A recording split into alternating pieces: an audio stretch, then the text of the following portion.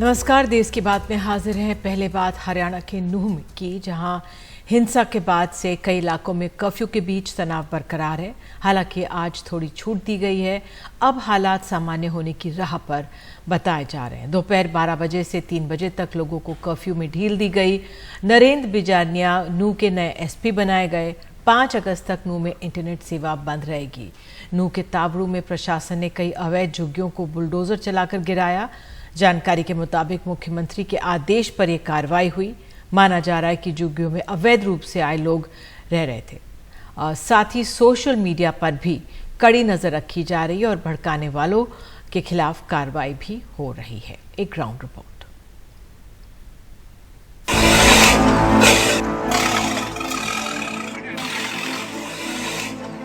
ये तस्वीरें दंगा प्रभावित नूंह के तावड़ू की हैं, जहां प्रशासन के बुलडोजरों ने भारी पुलिस बंदोबस्त के साथ 250 झुग्गियों को तोड़कर कबाड़ बना दिया।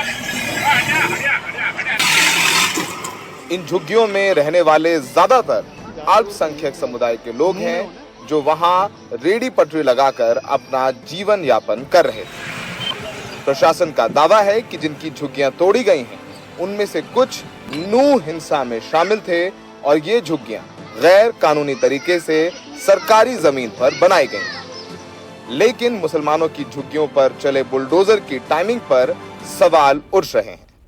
जो भी इसमें देखा जा रहा है कि इलीगल एनक्रोचर्स हैं, वहां से कुछ इनको मिले हैं कि भाई जो लोग आते हैं मिसक्रेंट्स उस साइड से आए हैं और उसको एनोनिमिटी के लिए यूज किया है, तो उन लोगों को भी वहां से हटा के हम लोगों ने हटाने का काम किया है। हरियाणा पुलिस ने सोशल मीडिया में अफवाह फैलाकर हिंसा भड़काने वालों पर भी शिकंजा कसा है। और ये बोलेंगे कि बताया नहीं कि हम ससुराल आए और मुलाकात नहीं हुई। भड़काऊ बयान देने वाले बिट्टू बजरंगी के खिलाफ भी धार्मिक भावना आहत करने की धारा के तहत मुकदमा दर्ज किया गया। कहीं कुछ संभावना भी लगती है या कोई मिसक्रेंट इंडिविजुअल लेवल पे भी कोई सोशल मीडिया के माध्यम से कुछ शरारत करने की कर रहा है, तो वहां भी फोर्स भेज के उसके खिलाफ कार्रवाई करवाई जा रही है। शुक्रवार को जुमे के बावजूद गुरुग्राम और नूंह की मस्जिदों में सन्नाटा पसरा रहा। गुरुग्राम की सभी बड़ी मस्जिदें बंद रहीं और मस्जिदों के इमामों ने लोगों से घर पर ही नमाज पढ़ने की अपील की और इस अपील का जमीन पर जबरदस्त असर भी दिखा। हम अपने लोगों से अपील की है कि क्योंकि गुड़गांव के अंदर धारा 144 लगी हुई है और उसका उल्लंघन ना हो, कहीं भी नमाज पढ़ते हुए आते जाते 2 4 5 आदमी दिखाई ना दे। और दूसरी बात ये है कि कुछ लोग चाहते हैं कि कल को गुड़गांव का माहौल ख़राब करें, आते जाते आपको टोकें, तो इसलिए बाहर निकलने की एहतियात बरतें। पिछले 2 दिनों से गुरुग्राम या नूंह में हिंसा की कोई घटना नहीं हुई है, फिर भी मुस्लिम मोहल्लों में सन्नाटा पसरा है। लोग घरों में ताला लगाकर अपने गांव या रिश्तेदारों के यहाँ निकल गए। बाजारों में जहां मुसलमानों के होटल या ढाबे हैं, उन पर भी ताले लटके हुए। खास तौर पर जूस की दुकानों से, टायर के मार्केट से, होटलों में काम करने वाले मुस्लिम कर्मचारी भी गुरुग्राम छोड़कर चले गए। और हिंदू दुकानदार जो दुकान खोल रहे हैं, उन्होंने भी डर से ऐसे पोस्टर अपने दुकानों में चिपका दिए हैं जिसमें लिखा है कि यहाँ सिर्फ हिंदू कर्मचारी काम करते हैं। हम इस वक्त गुरुग्राम में हैं। ये पुराना गुरुग्राम है और यहाँ पर 31 जुलाई को नूंह में हुई हिंसा के बाद सन्नाटा पसरा हुआ। जो आसपास आप दुकानें देख रहे हैं जिनमें ताला लगा हुआ है, ये दुकानें अल्पसंख्यक समुदाय की हैं, जो कि 31 जुलाई के बाद से ही अपनी दुकानों में शटर गिराकर, ताले डालकर यहाँ से पलायन कर चुके हैं। ज़्यादातर का ये कहना है कि वो सुरक्षित महसूस नहीं कर रहे हैं। माहौल ख़राब है क्योंकि गुरुग्राम में हमने देखा, चाहे वो बादशाहपुर हो या सेक्टर 70 या 57, वहाँ पर कुछ आगजनी की घटनाएं, रेडी पटरियों को तोड़ने की घटनाएं, टायर की दुकानें जलाने की घटनाएं, पंक्चर की दुकानें जलाने की घटनाएं और जो होटल हैं वहाँ पर भी तोड़फोड़ की गई है। इसके बाद से ही तुरंत इन लोगों ने अपनी दुकानें बंद कर ली हैं और ये दुकानें नहीं खुली हैं पिछले 4 से 5 दिन, और कितने दिन नहीं खुलेंगी ये भी एक बहुत बड़ा सवाल है। जब ये हिंसा होती है तो कभी दंगाई नहीं फंसते हैं आम लोग, और सबसे ज़्यादा प्रभावित होती है उस इलाके की अर्थव्यवस्था। तो ये दुकानें बंद हैं तो समझिए कि गुरुग्राम की अर्थव्यवस्था पर, गुरुग्राम की इकॉनमी पर, गुरुग्राम के ब्रांड पर सबसे ज़्यादा असर पड़ रहा है। सहयोगी संजय कौशिक के साथ गुरुग्राम से सौरभ शुक्ला, एनडीटीवी इंडिया। आंध्र प्रदेश के अन्नामय्या में वाईएसआर कांग्रेस और टीडीपी कार्यकर्ताओं के बीच झड़प हुई है। इस दौरान दोनों ओर से पथराव हुआ है। पुलिस ने आंसू गैस के गोले दागे, लाठी चार्ज भी किया गया है। कई गाड़ियों में आग लगाई गई है। कई पुलिस वाले घायल हुए हैं। ये समय की सीधे ताज़ा तस्वीरें हमारे सामने आई हैं।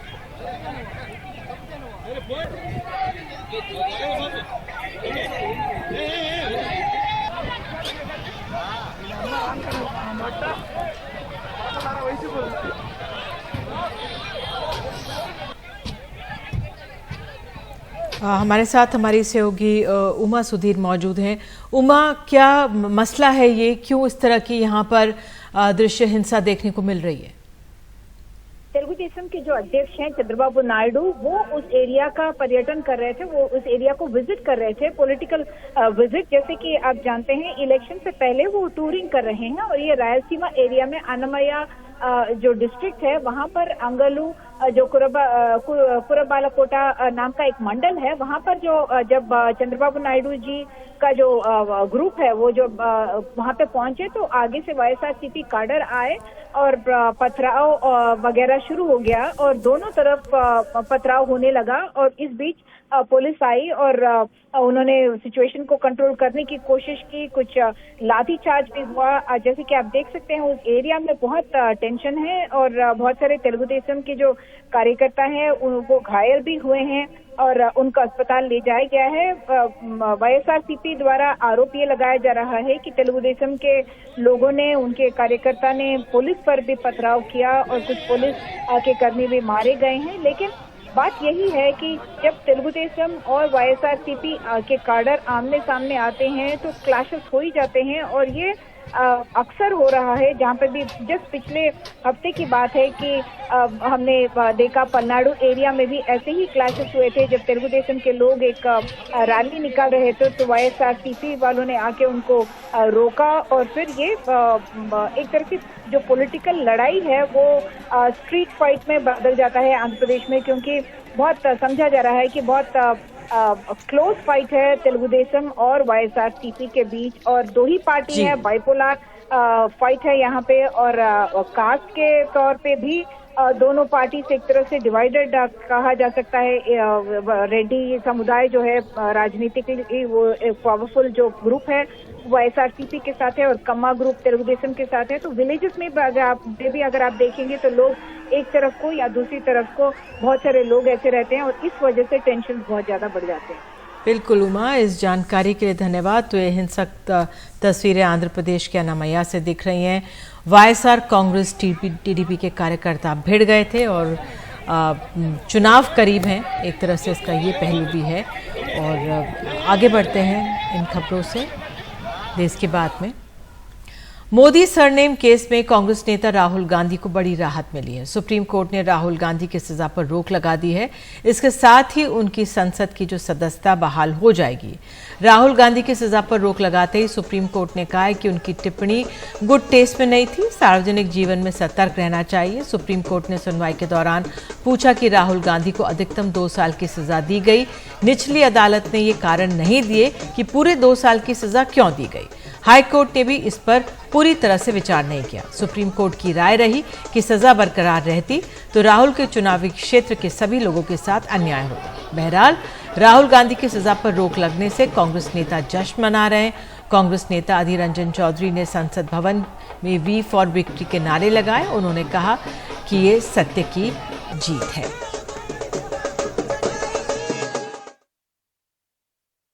आज नहीं तो कल, कल नहीं तो परसों सच्चाई की जीत होती है। मगर जो भी हो, मेरा रास्ता तो क्लियर है। मुझे क्या करना है, मेरा क्या काम है, उसके बारे में मेरे दिमाग में बिल्कुल क्लैरिटी है। जिन लोगों ने हमारी मदद की और जनता ने जो प्यार और सपोर्ट दिया, उसके लिए मैं बहुत बहुत धन्यवाद करता हूँ। Thank you. राहुल गांधी जी को हटाने में, डिस्क्वालीफाई करने में सिर्फ 24 घंटे में सब कुछ हुआ। अब देखेंगे अब कितने घंटे में उनको रीइंस्टेट करते हैं, कितना वक्त लेते हैं, हमको अब देखना चाहिए। हम देखेंगे और इंतजार करेंगे। अब इतना बड़ा इंतजार किए तो ये जो बाकी उनके ऑर्डर का भी हम इंतजार करेंगे। तो अब इस मामले में आगे की राह क्या होगी, आपको बता दें लोकसभा सचिवालय में राहुल गांधी की ओर से प्रतिवेदन देना होगा। सुप्रीम कोर्ट के आदेश का उल्लेख, सदस्यता बहाल करने का अनुरोध करना होगा।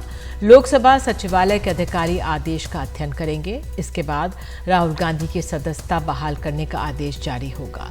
इसके लिए समय सीमा नहीं है, लेकिन जल्दी करना होगा। और आइए देश की बात में अब बात करते हैं मध्य प्रदेश की। मध्य प्रदेश में 14 मंदिर कॉरिडोर बन रहे हैं या उन्हें बनाने का ऐलान हो गया है। ये सब तब जब विधानसभा चुनावों में कुछ ही महीने बचे। राज्य में कई मंदिरों के जीर्णोद्धार और विकास के लिए करोड़ों खर्च करने के वायदे हैं। वहीं कांग्रेस सत्ता में लौटने के लिए कथावाचकों के आश्रय नजर आ रही है। बाबा बैजनाथ जी का दरबार के चरणों में मैं प्रणाम करता हूँ। उज्जैन में महाकाल महाराज का दरबार, वहां महाकाल महालोक बन गया। अब आगर में भी बैजनाथ, बाबा बैजनाथ लोक बन रहा है। 12 ज्योतिर्लिंगों में से एक उज्जैन में बाबा महाकाल लोक में शुरू हुआ सफर 1000 आगर मालवा में बाबा बैजनाथ लोक तक चल रहा है। बन रहा है। मध्य प्रदेश सरकार ऐसे 14 मंदिर कॉरिडोर को बनाने का ऐलान कर चुकी है, जिसमें सागर में 100 करोड़ रुपए की लागत से संत रविदास जी का भव्य मंदिर, चित्रकूट और आसपास 100 करोड़ की लागत से राम वन पथ गमन, छिंदवाड़ा की जाम सांवली में 314 करोड़ रुपए की लागत से श्री हनुमान लोक, सलकनपुर में श्री देवी महालोक, ओरछा में राम राजा लोक, दोनों पर 358 करोड़ रुपए का अनुमानित खर्च। दतिया में 200 करोड़ रुपए में पीताम्बरा माई लोक, इंदौर में 25 करोड़ रुपए में अहिल्या नगरी लोक, जानापाव में 10 करोड़ के खर्च से परशुराम लोक, ओंकारेश्वर में 2200 करोड़ रुपए में ओंकारेश्वर लोक, खरगोन में 21 करोड़ रुपए की लागत से नवग्रह कॉरिडोर, ग्वालियर में शनि लोक और बड़वानी में नाग लोक की घोषणा हुई है।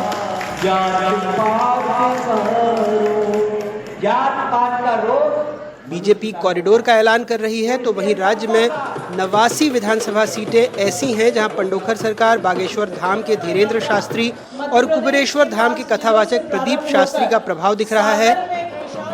शिवराज सरकार के कई मंत्री अपने अपने इलाके में कथा करा चुके हैं। 6 महीने में 500 से ज्यादा धार्मिक कथा का आयोजन हो चुका है। कांग्रेस चीफ कमलनाथ के गृह क्षेत्र छिंदवाड़ा में पंडित धीरेन्द्र शास्त्री अगस्त के महीने में 4 दिन की कथा करेंगे। सितंबर में प्रदीप मिश्रा की कथा भी छिंदवाड़ा में होगी। कांग्रेस ने 2 साल पहले धर्म और उत्सव प्रकोष्ठ बनाया, जिसके अध्यक्ष कथावाचक ऋचा गोस्वामी पार्टी के लिए 30 से ज्यादा बड़े धार्मिक आयोजन करवा चुकी हैं। इसके अलावा पार्टी 230 विधानसभा क्षेत्रों में धर्म रक्षा यात्रा, हर जिले में कथा और धार्मिक आयोजन, धर्म संवाद कार्यक्रम, 230 विधानसभा में 108 सुंदरकांड के पाठ आयोजित कर रही है। देखिए, 2 वर्ष पूर्व इसका गठन हुआ, मध्य प्रदेश कांग्रेस धर्म एवं उत्सव प्रकोष्ठ। माननीय कमलनाथ जी ने ये इसलिए निर्माण किया इस प्रकोष्ठ का, ताकि धार्मिक गतिविधियों को आडंबर विहीन होकर के अच्छी तरीके से संचालित किया जा सके। इस प्रकोष्ठ के माध्यम से मैं जगह जगह अनुष्ठान, भागवत कथा, शिव पुराण, रुद्राभिषेक इत्यादि आयोजित करती हूँ। तो मैंने ज्वाइन भी किया था, AIEEE में मेरा सिलेक्शन हुआ, मैंने ज्वाइन भी किया। उसके बाद हुआ ये कि मेरे पिताजी की बड़ी इच्छा थी कि मैं संस्कृत स्ट्रीम से ही पढूं, और अब मुझे लगता है कि नहीं, उनकी इच्छा बढ़िया थी, अच्छी थी। क्या ये बीजेपी को पटकने की तैयारी है? हमारा उद्देश्य किसी को पटकना नहीं है, हमारा उद्देश्य तो सिर्फ भगवान का नाम लेना है। बाकी सबको अपने अपने कर्म का फल देंगे ईश्वर। कांग्रेस ने बीजेपी को घेरने के लिए नर्मदा सेना बनाने का भी ऐलान कर दिया है। नर्मदा सेवा सेना हम बना रहे हैं। हमारे 28 क्षेत्रों में ये बनेगी जहां से नर्मदा गुजरती है। नर्मदा सेवा सेना, और वहां के हम सदस्य बनाएंगे। एक गैर राजनीतिक है, इसमें कोई भी आ सकता है, शिवराज सिंह भी साइन कर सकते हैं। मुझे इतराज नहीं है। वो भी नर्मदा सेवा में अगर वो मान जाए कि नर्मदा तो रेत का धंधा बंद हो जाएगा, तो मैं तो आमंत्रित करता हूं शिवराज सिंह जी को भी, ये भी इस सेना के सदस्य बन जाए। हालांकि बीजेपी से चुनावी नौटंकी करार दे रही है। एक कांग्रेस के लोग हैं जो विपक्ष में रहे तो भगवान, तो सत्ता में आ जाएं तो सलमान, जब विपक्ष में आ जाते हैं तो नर्मदा पूजा करते हैं। बताना चाहिए कि 15 महीने में क्या किया था नर्मदा मैया के लिए। अब आरती उतार रहे हो, नर्मदा सेना मना रहे हो। साल के अंत में चुनाव है, जनता सड़क, पानी, बिजली, स्वास्थ्य, रोजगार जैसे बुनियादी सुविधाओं को ही तक रही है, लेकिन राजनीतिक दलों की प्राथमिकता फिलहाल धार्मिक आयोजन लग रहे हैं। मध्य प्रदेश में हिंदुओं की आबादी 90% से ज़्यादा है। जो ब्राह्मण वोटर हैं वो लगभग 40 लाख है, जो कुल वोटरों का लगभग 10% है। विधानसभा की 230 में से 60 सीटों पर ब्राह्मण वोटर निर्णायक भूमिका में है। ऐसे में कांग्रेस का केसरिया होना भी मजबूरी है। हालांकि उनके वोटर पूछ रहे हैं कि ये मजबूरी है सॉफ्ट हिंदुत्व या फिर कांग्रेस के लिए ज़रूरी है। भोपाल से अपने सहयोगी रिजवान खान के साथ अनुराग द्वारी, एनडीटीवी इंडिया। और देश की बात में आगे, ज्ञानवापी परिसर में सर्वे जारी रहेगा। सुप्रीम कोर्ट ने दखल देने से इनकार किया।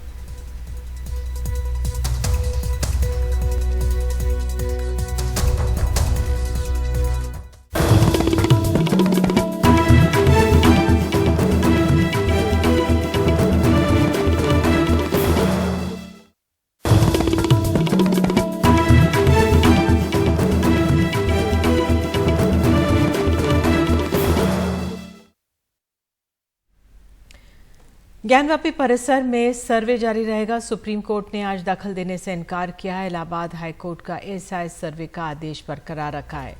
सुप्रीम कोर्ट ने कहा है कि सर्वे में पर्याप्त सेफगार्ड होंगे। सर्वे के दौरान खुदाई आदि का काम नहीं होगा। संरक्षित क्षेत्र से बाहर ज्ञानवापी में सर्वे को सुप्रीम कोर्ट की हरी झंडी है। सुप्रीम कोर्ट ने कहा है हम इस स्तर पर दखल नहीं देंगे, हम एएसआई के आश्वासन के अनुसार चलेंगे। एएसआई ने आश्वासन दिया है कि कोई नुकसान नहीं होगा, गैर आक्रामक तरीकों का इस्तेमाल किया जाए। सभी अंतरिम आदेश को चुनौती देने की अभी फिलहाल जरूरत नहीं है।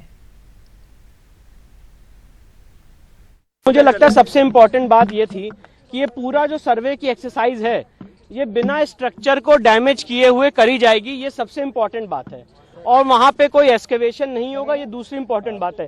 तीसरी बात जो हमारी लीगल रिसर्च थी कि ऑर्डर 26 रूल 10A में सीपीसी के साइंटिफिक इन्वेस्टिगेशन का प्रावधान है और डिस्ट्रिक्ट कोर्ट ऐसा आदेश पारित कर सकती है और एएसआई इस देश की प्रीमियम और एक्सपर्ट बॉडी है। इन सारे तर्कों और तथ्यों के आधार पर मुझे लगता है डिस्ट्रिक्ट कोर्ट ने फैसला दिया था, जिसको ऑनरेबल इलाहाबाद हाई कोर्ट ने भी अपहोल्ड किया और आज ऑनरेबल सुप्रीम कोर्ट ने भी उस बात को अपहोल्ड किया है। धार्मिक स्वरूप का जो प्लेसेस ऑफ वर्शिप एक्ट का बार है वो किसके पक्ष में लागू होगा ये एविडेंस में देखा जाएगा और यही सारी बातें हमने कोर्ट में रखी। तो आज बहुत एक इंपॉर्टेंट फैसला है सुप्रीम कोर्ट का और सबसे इंपॉर्टेंट बात यह सर्वे पे कोई रोक नहीं है। उधर बिहार के एनडीए सांसदों के साथ बैठक में प्रधानमंत्री ने विपक्षी एकता के गठबंधन को घमंडिया बताया।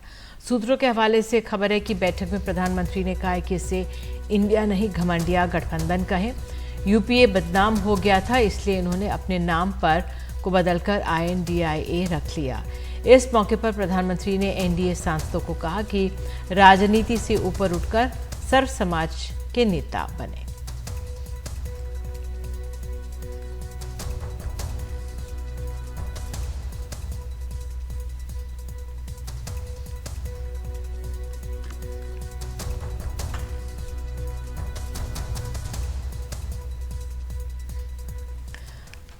विपक्षी पार्टियों के द्वारा गठबंधन का नाम इंडिया रखने के खिलाफ दिल्ली हाई कोर्ट में अर्जी है। दिल्ली हाई कोर्ट याचिका पर सुनवाई को हुआ तैयार। दिल्ली हाई कोर्ट ने केंद्र सरकार, केंद्रीय चुनाव आयोग समेत सभी विपक्ष की पार्टियों को नोटिस जारी किया है। दिल्ली हाई कोर्ट यह तय करेगा कि विपक्षी पार्टियों के द्वारा गठबंधन का नाम INDIA इंडिया रखना नियमों के खिलाफ तो नहीं है।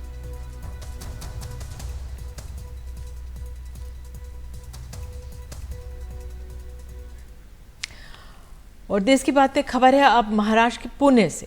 कक्षा में धर्मों पर टिप्पणी करना एक प्रोफेसर पर भारी पड़ गया है। वीडियो वायरल हुआ, प्रदर्शन हुए, गिरफ्तारी हुई। मामला पुणे का है। इतने सारे हमारे भगवान हैं जिसके कारण ये नौबत आ गई। इस वायरल वीडियो ने पुणे में हंगामा खड़ा कर दिया। पुणे में धार्मिक भावनाएं आहत करने के आरोप में एक नामी कॉलेज के शिक्षक गिरफ्तार हुए हैं। शिक्षक अशोक ढोले का कथित आपत्तिजनक वीडियो सोशल मीडिया पर वायरल है। एक छात्र ने कक्षा के दौरान ये वीडियो बनाया था। वैसे भगवान क्या है, एक ही है, लेकिन हमने उनको बहुत बनाया है अपने अपने तरीके से। इसके लिए हिंदू संगठनों ने एक एप्लीकेशन दाखिल किया था झोनवंत सर के पास, डीसीपी गिल साहब के पास। वहां से वो मेरे को इंक्वायरी के लिए आया और तुरंत कार्रवाई करने के लिए बोल गया था। उसकी इंक्वायरी खत्म होने के बाद मेरे को समझ में आया कि इसमें 295A मीन्स दो धर्मों में छेद उत्पन्न करना या तेढ़ निर्माण करना, ऐसा वक्तव्य जो वीडियो वायरल हुआ है उसमें अपने को दिखाई देता है। तो इस कलम से हमने गुना दाखिल किया है, आरोपी के ताबे में लिया है और कल उसको कोर्ट में पेश किया जाएगा और आगे की कार्रवाई की जाएगी। एबीवीपी के सदस्यों ने भी शिक्षक के खिलाफ कार्रवाई की मांग को लेकर कॉलेज के बाहर विरोध प्रदर्शन किया। शिक्षक निलंबित कर दिए गए हैं। मुंबई से पूजा भारद्वाज, एनडीटीवी इंडिया।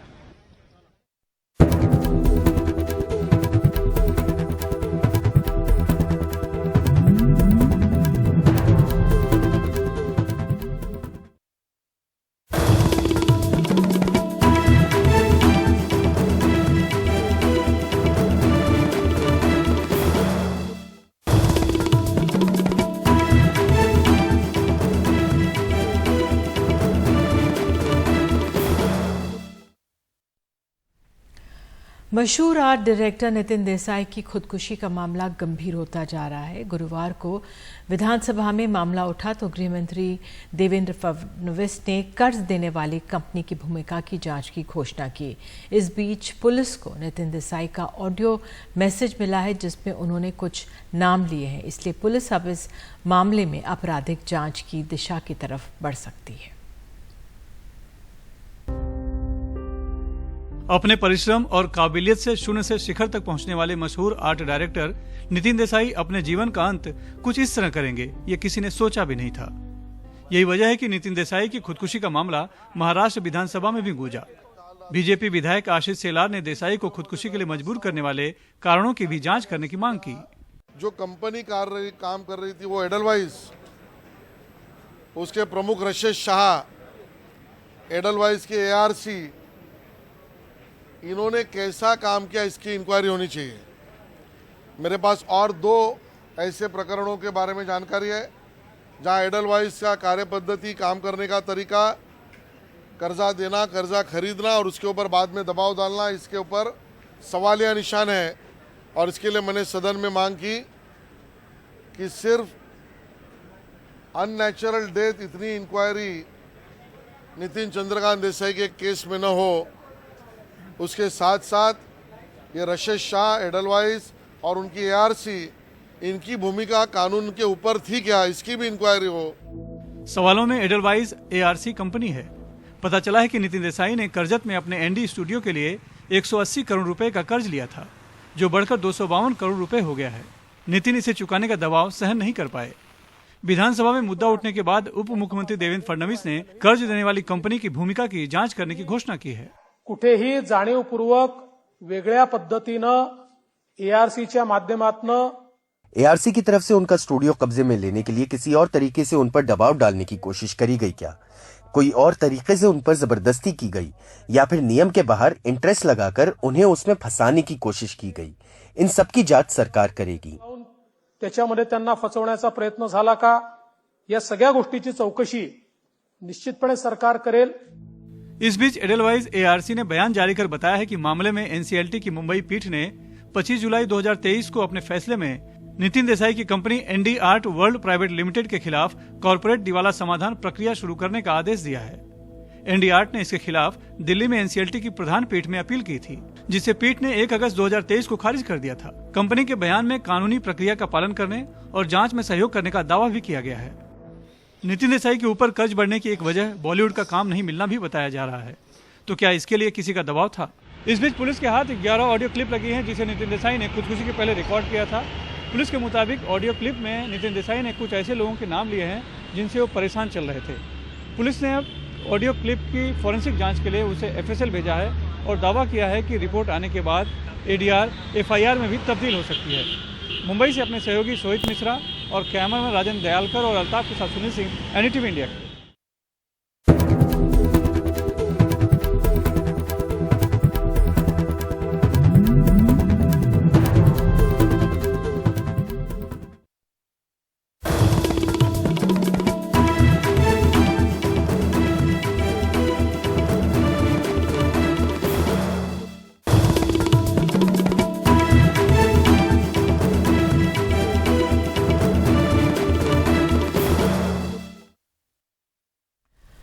18 जुलाई को पुणे में पकड़े गए 2 आतंकियों से पूछताछ के बाद एटीएस अब तक 5 आरोपियों को गिरफ्तार कर चुकी है, जिनमें बुधवार को कोर्ट में रिमांड के लिए पेश जुल्फिकार अली को एटीएस ने मास्टरमाइंड बताया है और इनको 3 जुलाई को ही एनआईए ने महाराष्ट्र आईसिस मॉड्यूल केस में गिरफ्तार किया था। खास है कि पहले पकड़े गए आरोपियों से पूछताछ के बाद एटीएस ने बम बनाने के लिए जरूरी विस्फोटक पाउडर और लैब उपकरण भी बरामद किए। 18 जुलाई को पुणे में गिरफ्तार मोहम्मद यूनुस साकी और इमरान खान का हैंडलर महाराष्ट्र आईएसआईएस मॉड्यूल का सदस्य है। नाम है जुल्फिकार अली बड़ौदा वाला।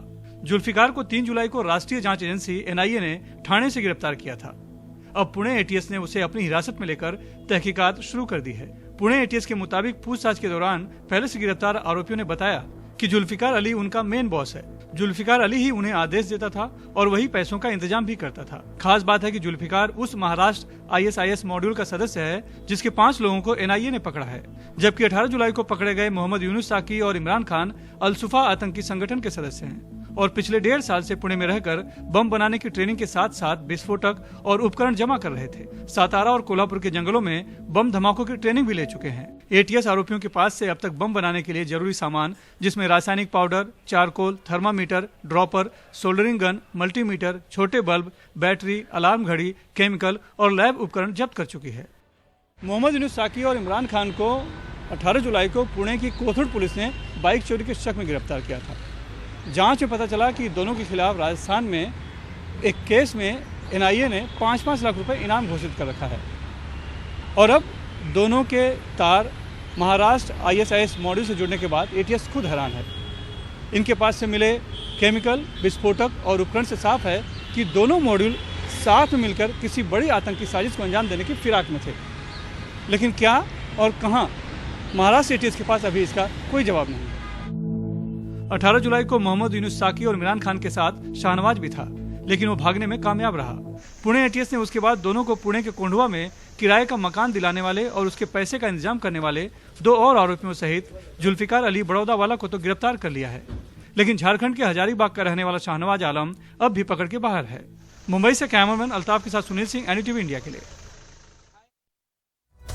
इसी के साथ देश की बात में अभी के लिए इतना ही, लेकिन खबरों का सिलसिला एनडीटीवी इंडिया पर जारी रहेगा। नमस्कार।